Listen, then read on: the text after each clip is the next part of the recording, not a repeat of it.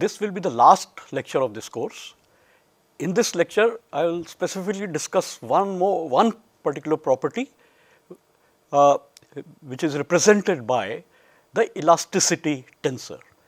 So, what is the elasticity tensor? It is a fourth rank tensor.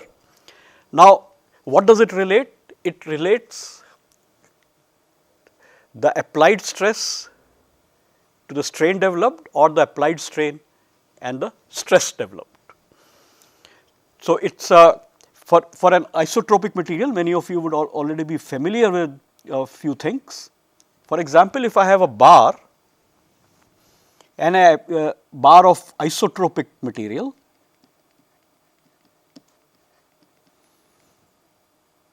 and if I apply a uniaxial tensile stress, then there is an elastic strain gets developed, and the relationship between the elastic strain epsilon to the applied stress sigma is through the Young's modulus 1 upon E. So, E is the Young's modulus, sigma is the applied stress and epsilon is the strain that is developed. This is coming from Hooke's law. Now, this stress sigma, as we have already seen, is actually a second rank tensor, and I had given some details about this particular tensor in an earlier lecture towards the beginning of the property discussion part of this course.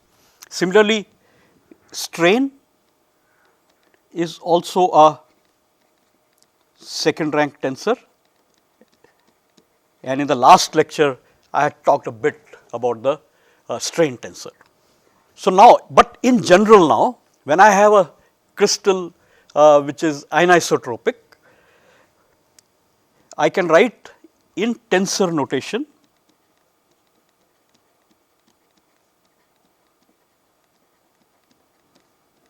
the following expression: sigma KL component of the stress tensor and epsilon ij of the strain tensor can be related by another property tensor. I will call that as S I J K L, or alternatively I can bring the stress on the left hand side, sigma ij, put strain on the right hand side, epsilon K L, and I relate these two through another tensor called C I J K L. Now, both S and C are the elasticity tensor, or we can call them as are both fourth rank tensors. S is called the compliance tensor,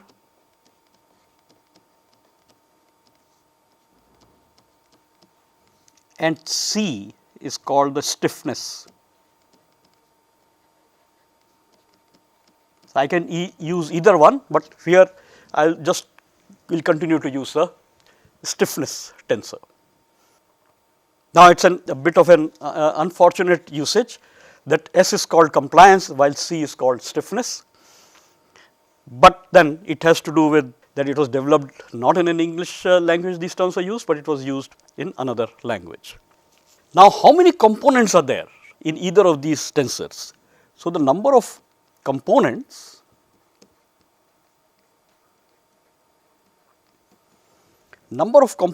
is equal to, since it is a fourth rank, so 3 to power 4, and therefore, there are 81 components. If I were to write, let us say, one of the components of the stress tensor, if I expand that, so sigma 1 1, then this would be C 1 1 K L epsilon K L. Now, this can be expanded into 9 terms by summing over K equals 1 to 3 and L equals 1 to 3. So, keeping K 1, L 1 for the first term. So, C 1 1 1 1 epsilon 1 1 plus C 1 1 1 2 epsilon 1 2 plus C 1 1 1 3 epsilon 1 3. So, these are 3 terms. The next 3 terms C 1 1 now K make K 2 starting with L equal to 1. So, C 1 1 2 1 plus epsilon 2 1 plus C 1 1 2 2 epsilon 2 2 plus C 1 1 2 3 epsilon 2 3. And the last 3 terms C 1 1 K equals 3, C 1 1 3 1 epsilon 3 1 plus C 1 1 3 2 epsilon 3 2 plus C 1 1 3 3 epsilon 3 3. So, there are a total of 9 terms.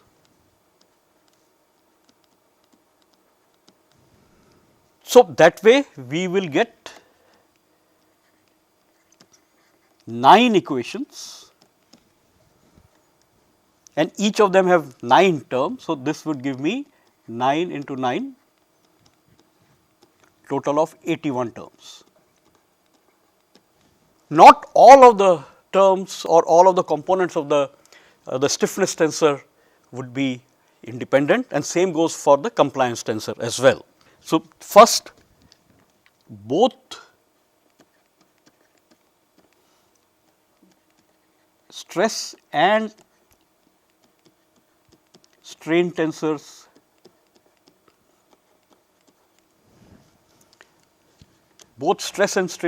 are symmetric. So, let us, this is my stress tensor sigma 1 1, sigma 1 2, sigma 1 3, sigma 2 1, sigma 2 2, sigma 2 3, sigma 3 1, sigma 3 2, sigma 3 3. Similarly, the strain tensor epsilon 1 1, epsilon 1 2, epsilon 1 3, epsilon 2 1, epsilon 2 2, epsilon 2 3, epsilon 3 1, epsilon 3 2, epsilon 3 3. So, since they are both symmetric, there are only 6 independent terms in each, in the stress tensor as well as the strain tensor. Now, also both the 4th rank tensor C, the stiffness tensor, and the compliance tensor S are symmetric.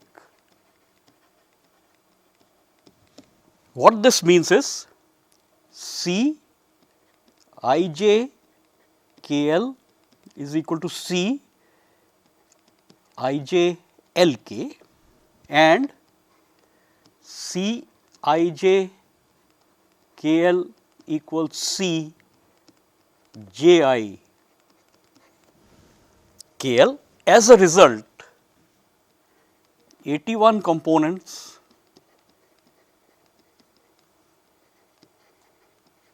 reduced to 36 independent components. Now, starting with the equation C sigma I j equals C I j K L epsilon K L.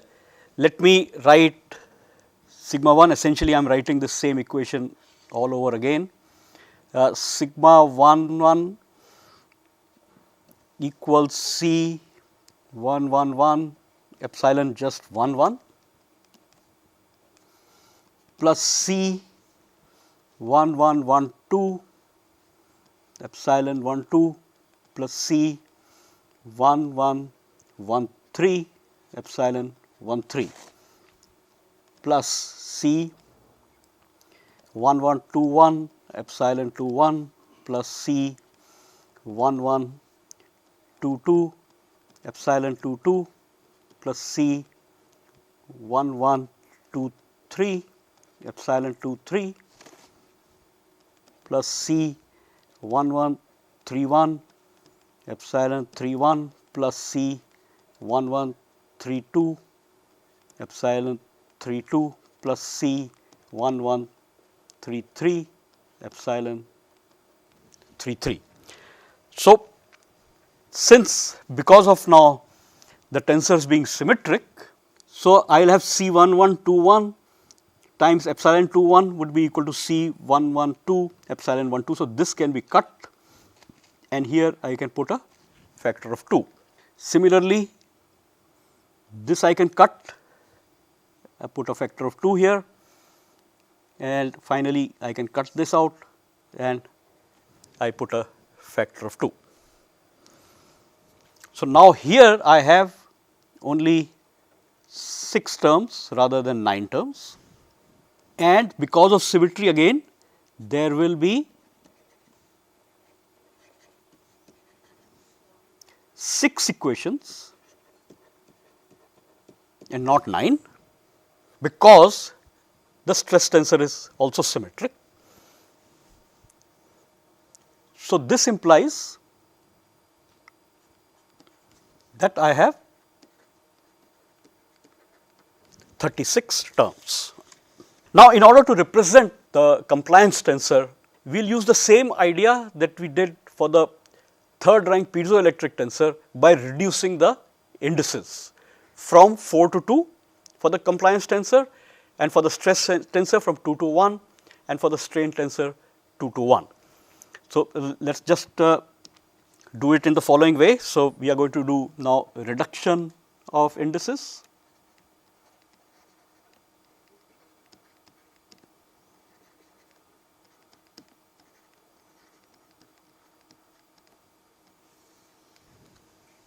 So, reduction of indices, let me write the strain tensor epsilon 1 1, epsilon 1 2, epsilon 1 3, epsilon 2 1, epsilon 2 2, epsilon 2 3, epsilon 3 1, epsilon 3 2, epsilon 3 3. So, as before, you can check up the previous lecture.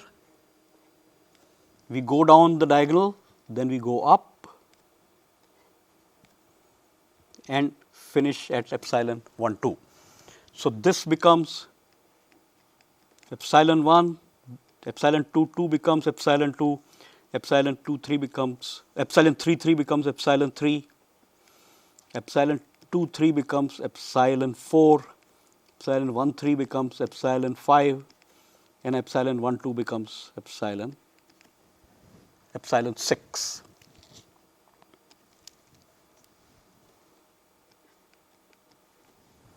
And because of symmetry, this would be epsilon 2 1 is equal to epsilon 1 2. Therefore, this would be epsilon 6, this would be epsilon 5, and this would be epsilon 4. In the same way, one can write C I j k l. So, you take pair of indices I j as separate and k l as separate and change them to one index C m n, and m is linked to I j and n is linked to k l. So, you can look at this strain tensor, the strain matrix, and see how it changes. So, if I j is 1 1, m will be 1, if I j is 2 2, m will be 2, if I j is 1 3, m will be 5, and so on, and same thing goes for k. So, we change it. So, as some examples, let us say C 1 1 in the reduced index, and expanded index would be C1111. So, you can just link each of this with this way. C12 equals C11 for the first index, and so that is for the first index, and then C22 for the second index, which is 2. So, this is how we are linking this. So, this comes here.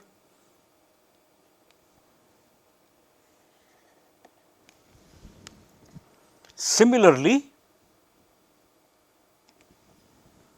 C15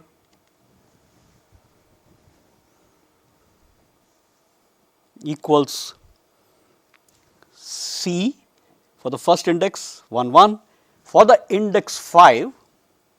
So, we are out here, it should be 13. So, C11 and then 13.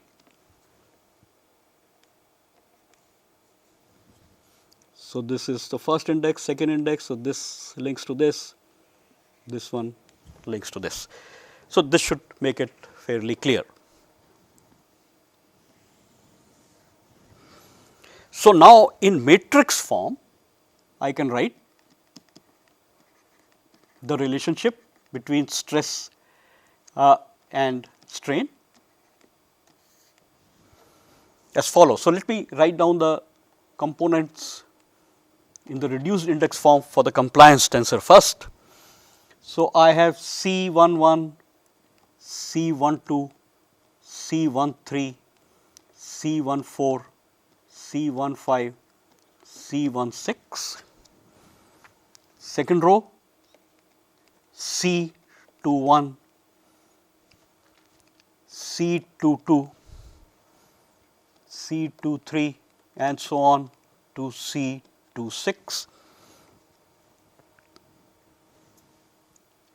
C31, C32 to C36, C41 to C46, C51 to C56, and then finally the last row C61 to C66. So, this has, as you can see, 36 components there, 6 by 6. Multiply into this matrix multiplies into the strain vector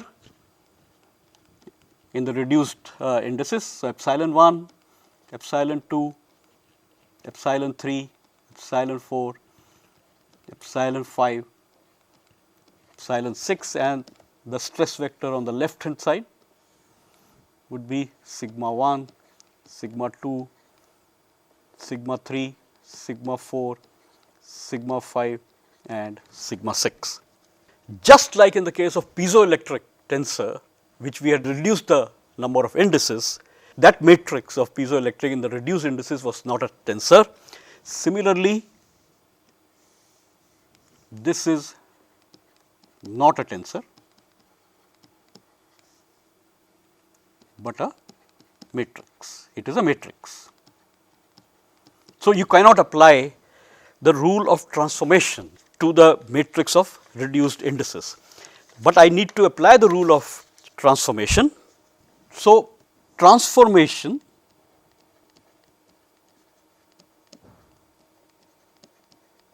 of stiffness tensor. So, coordinate axes x1, x2, x3 transform to x1 prime, x2 prime, x3 prime. Then how does the tensor C transforms? So, just writing for, in the case of second rank, the transformation was T prime I j equals the components of the cosine matrix A I m AJN TMN. Third rank, example being piezoelectric property. This was T prime IJK, third rank. So, AIL AJM AKN TLMN. So, it follows from this that for the case of fourth rank, the transformation would be C prime IJKL equals, now there will be 4 components of the cosine matrix, AIP, AJQ, AKR, ALS equals, not equals, multiplying into CPQRS. So, we will be using this relationship to see how symmetry transforms the matrix, how the symmetry transforms the tensor. So, we will start with inversion center.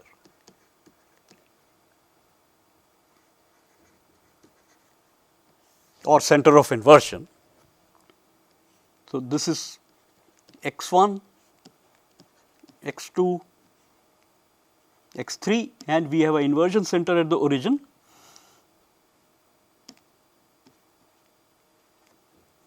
So, x1 gets inverted to x1 prime, x2 gets inverted to x2 prime and x3 gets inverted to x3 prime, and that we have seen this now couple of times in the last 2 lectures. So, I will not get into an explanation here.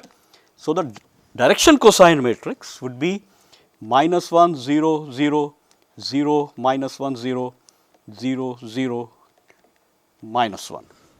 So, C prime IJKL, which is, I will just write it once more, AIP, AJQ, AKR, ALS, multiplying it into CPQRS. Clearly, the only non-zero term would be that all the direction cosine components are going to be the diagonal terms, which means for all other terms, those terms are going to be 0. So, AIP, instead of AIP, I can write this as AII, AJJ, AKK, ALL. This is equal to CIJKL. So, P is I, Q is J, R is K and S is L. This is equal to, each of these terms is -1.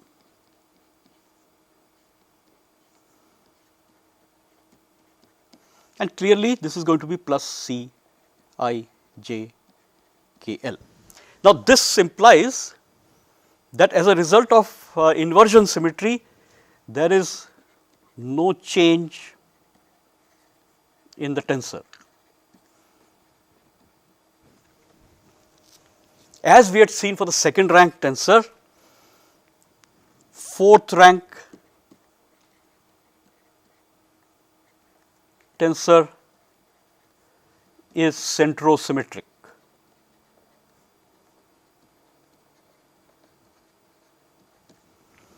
Therefore, if you take any crystal, whether the crystal has center of symmetry or not, the property which represented by the fourth rank tensor would be centrosymmetric. In this case, the elasticity or the stiffness property would be centrosymmetric, and this you can go back to the Newman's principle regarding this, that you can have more symmetry than what the crystal has. So, we write that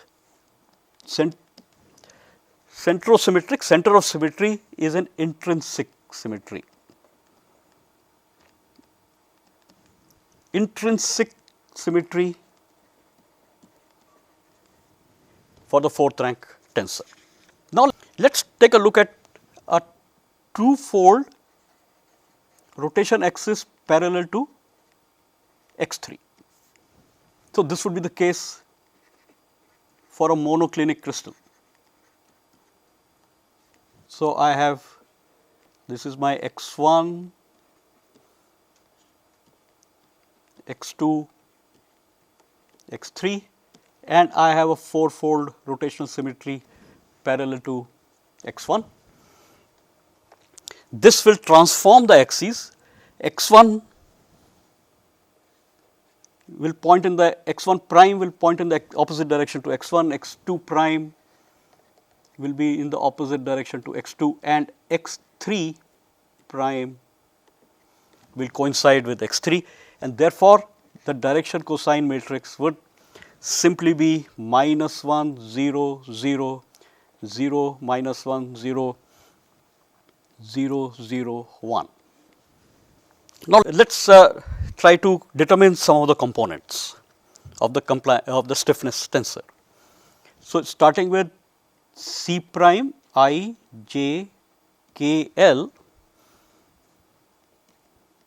a I p a j q a k r a l s into C p q r s. Let me calculate C prime where I, j, k and l are all 1. So, C 1 1 1 1. This would be A 1 p, A 1 q, A 1 r, A 1 s, C p q r s. Only non-zero term here would be that all of these would be A 1 1. So, A 1 1, A 1 1, A 1 1, A 1 1, each one of them is minus 1 times C 1 1 1 1, and that is simply equal to C 1 1 1 1. Now, in terms of reduced indices, this would be C 1 1 and this would be C 1 1.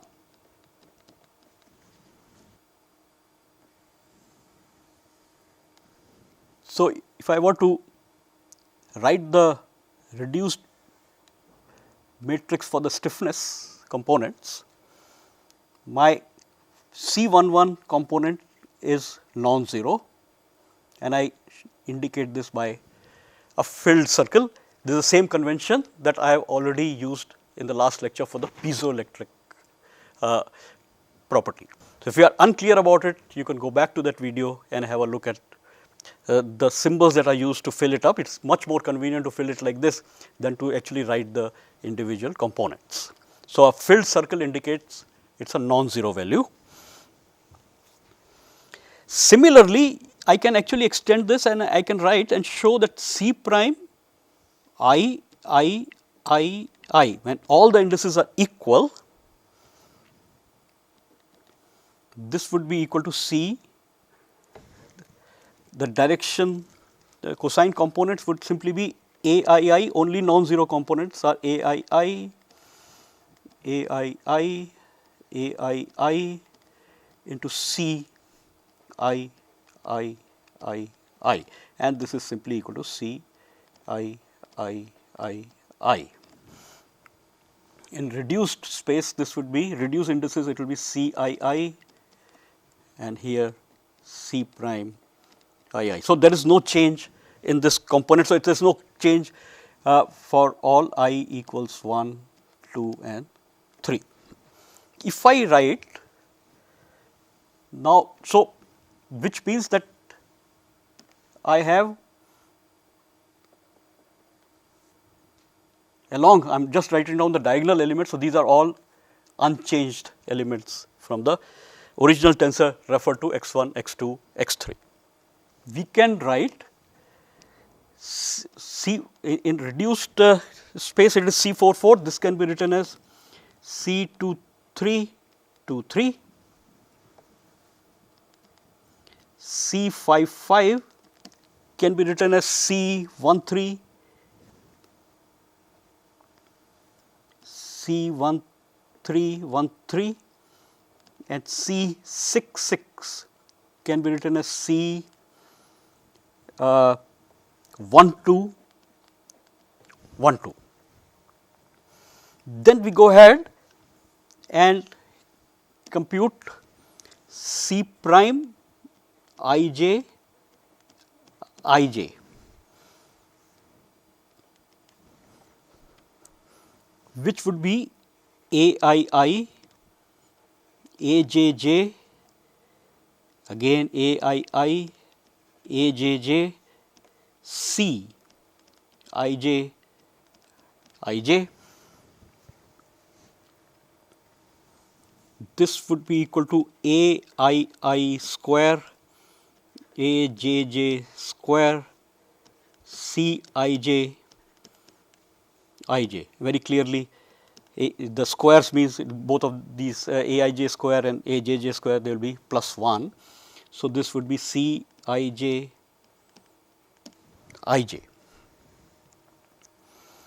This is for basically I not equal to j. So, there will be no change, and these C I j, which are these terms in the matrix here? Well, it will be one of this would be here, there will be 3 such terms that will come. So, these are the, I am writing the non-zero terms. No, these are, sorry, these are the diagonal, these form the diagonal C44, C55, C66. So, I will, this is C44, C55, C66. So, these are terms which do not change. Now, coming to the off diagonal terms. For off diagonal, I will take one example.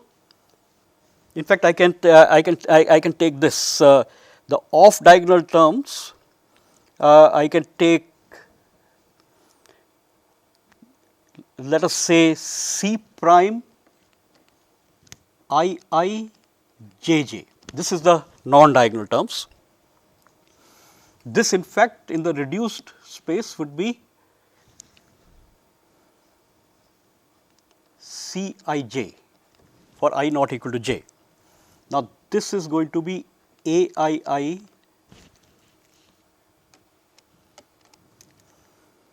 this is equal to A I, A j j times C I j j.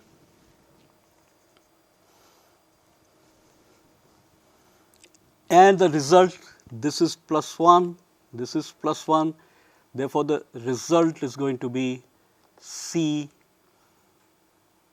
I j j. So, this is again going to be non-zero, and the terms that are off diagonal terms that this is taking is this one,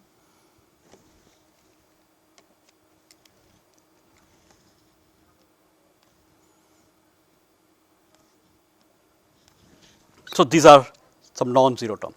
I will take couple of terms more. So, C prime 1 1 1 2, in the reduced notation this is going to be C 1 6. This, now this you can work out yourself, this would be C 1 1 2 or reduced notation C 1 6, that means C 1 6 will also be there. Then another one that I will take is C1, in the reduced notation it is C15. In the full notation this is going to be C prime 1 1 1 3. This would be A11, A11, A11, A33, C1113. Now A11 is minus 1, again another minus 1, another minus 1, and this is plus 1, C1113. Hence, the result is minus C1113, and this clearly this term must disappear. So, it goes to 0. And in fact, now I will just fill the rest, and if you want you can test out on your own. So, when I just put a small dot, that means these are all zeros.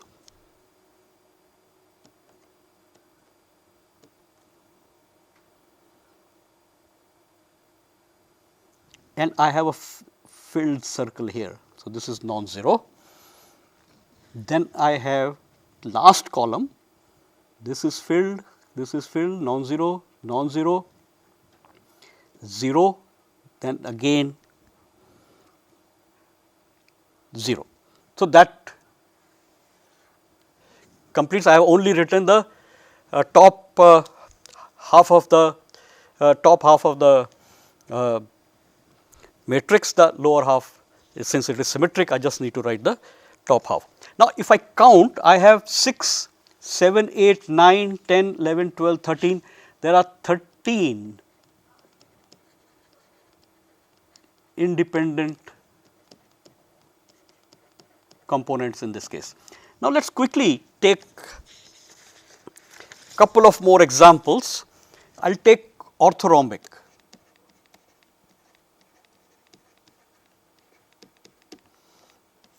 So, all what we will do in this,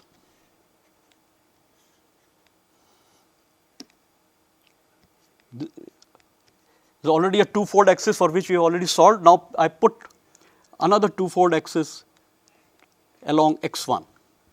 So, this is x1, x2, x3, and after rotation around of 180 around x1, x2 will rotate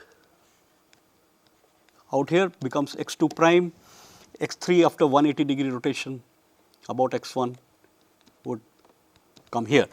As a result, the direction cosine matrix is simply 1, 0, 0, 0, minus 1, 0, 0, 0, minus 1. If I just solve for one component, I want to see what happens to the this component C16. C16 in the expanded notation, this is going to be C prime 1 1 1 2, which you can easily see is going to be minus C 1 1 1 2. Hence, this goes to 0, and in fact, so this one will go to 0. The next one, this one will also go to 0, and this one will also go to 0.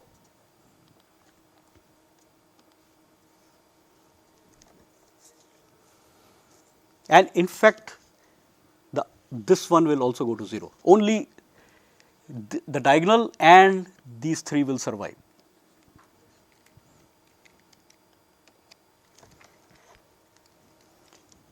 So, then I can write. So, this is actually, if you look at it, if I have a rotation axis x1 around x3, I will also have a rotation axis about x2 as well. So, this is for basically the point group 2 2 2. So, that is orthorhombic, and the stiffness matrix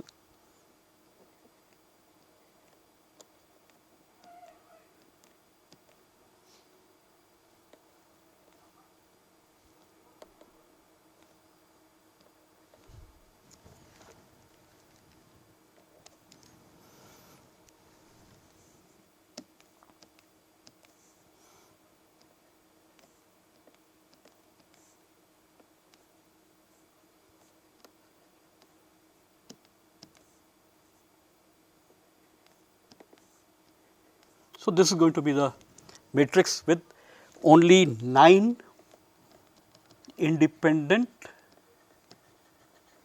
components. And for the final thing before I conclude the lecture, what happens for a cubic case?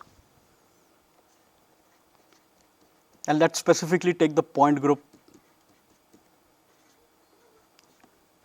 2, 3. So, I have already done for the 2-fold along x 3. Let us add a 3-fold axis along the body diagonal of the cube. So, I have x 1, x 2, x 3. We did this for 2-fold out here. Now, let me add a 3-fold along this particular body diagonal. As a result, x 1 goes to x 1 prime coincides with x 2, then x 2 prime coincides with x 3 and x 3 prime will be here because this is a symmetry transformation. X 3 prime coincides with x 1. So, if I do a little bit of calculation, very simple calculation, let us see what happens. C prime 1 1 1 1. So, this is in the reduced notation, this is going to be the first element of the stiffness matrix. C prime 1 1 1 is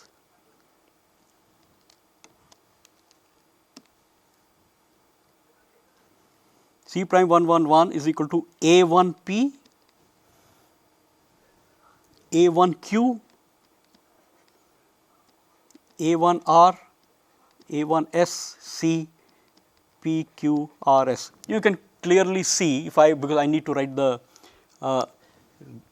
cosine matrix for this. This also we have done in the earlier lecture. So, I will just simply write the matrix. You can go back to that video and check that out. So, it is 0 1 0, 0 0 1 and 1 0 0. So, this would become, which means all are 1. So, all have to be A 1 2, A 1 2, A 1 2. So, A 1 2, A 1 2, A 1 2, A 1 2, but here this will become C 2 2 2 2. So, C prime 1 1 1 is equal to C 2 2 2 2. Similarly, if I take now the C 2 2, which is the second on the diagonal of that matrix, would be C 2 2 2 2, and this, so C prime 2 2 2 2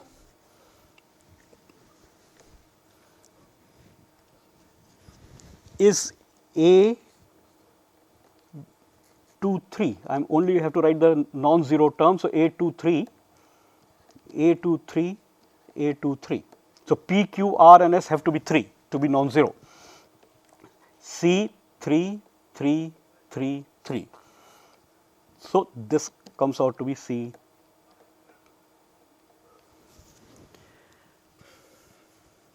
Now, you can see that after transformation, C 1 1 1 have to be equal to C 2 2 2 2. Similarly, C 2 2 2 2 have to be equal to C 3 3. That means this implies that.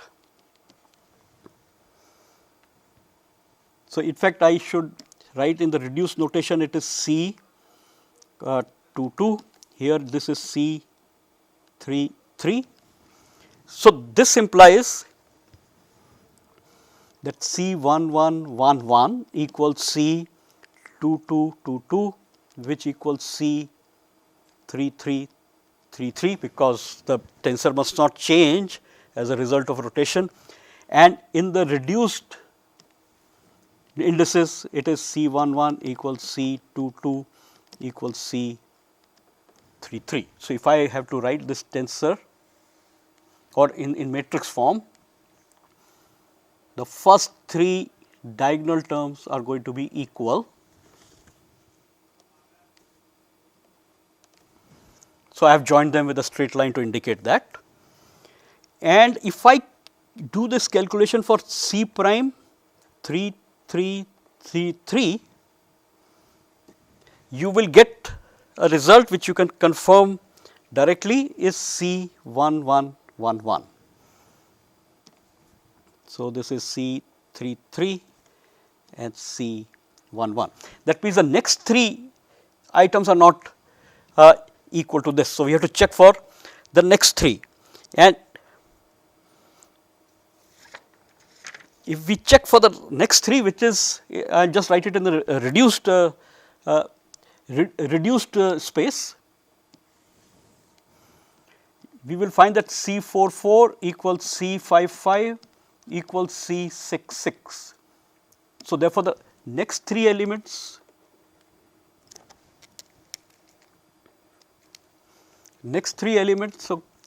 would be also be equal within themselves. So, I can link them with these lines to indicate that. If I just compare it with this, so what has happened?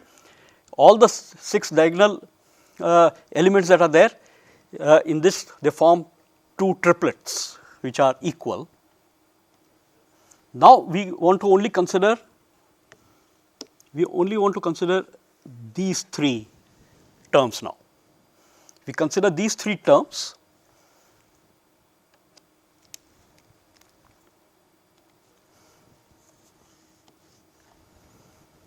So, these 3 terms if I consider, which are basically, we are now looking at C 1 2, C 1 3 and C 2 3. These are the only 3 other elements that we need to check. Well, I will leave this to you to check it out, but it is easy to show that all of these would also be equal. Hence, now I just draw this,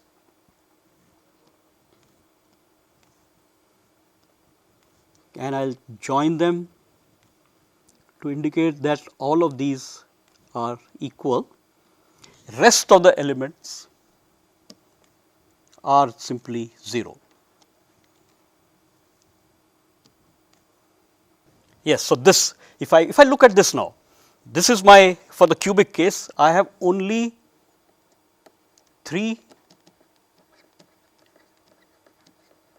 independent terms. So, even in the cubic case, the stiffness tensor is or rather elasticity property is anisotropic. With this, I conclude the lecture as well as conclude the course. Thank you.